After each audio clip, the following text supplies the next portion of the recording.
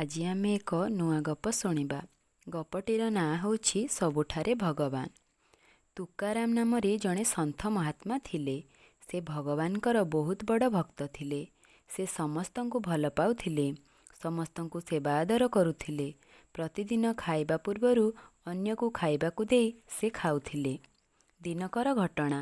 ସନ୍ଥ ତୁକାରାମ ଭୋଜନ କରିବା ପାଇଁ ବସିଥାନ୍ତି। କେହି ବି ଜଣେ ଭୋଜନ କରିବା ପାଇଁ ଆସିଲେ ନାହିଁ। ସେ ଚିନ୍ତାରେ ବସିଥାନ୍ତି। ଏହି ସମୟରେ କୁକୁରଟିଏ ଆସି ପହଞ୍ଚିଥିଲା। ତାକୁ ଦେଖି ତୁକାରାମ ଅତ୍ୟନ୍ତ ଖୁସି ହୋଇଗଲେ।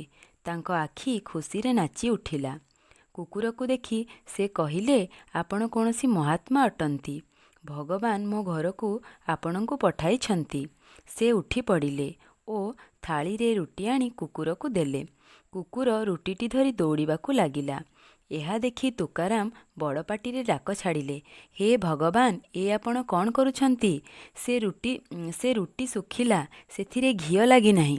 ବିନା ଘିଅରେ କିପରି ଖାଇବେ? ବହୁତ କଷ୍ଟ ହେବ। ଟିକେ ରହନ୍ତୁ ମହାତ୍ମା, ମୁଁ ତହିଁରେ ଘିଅ ଲଗାଇଦେବି।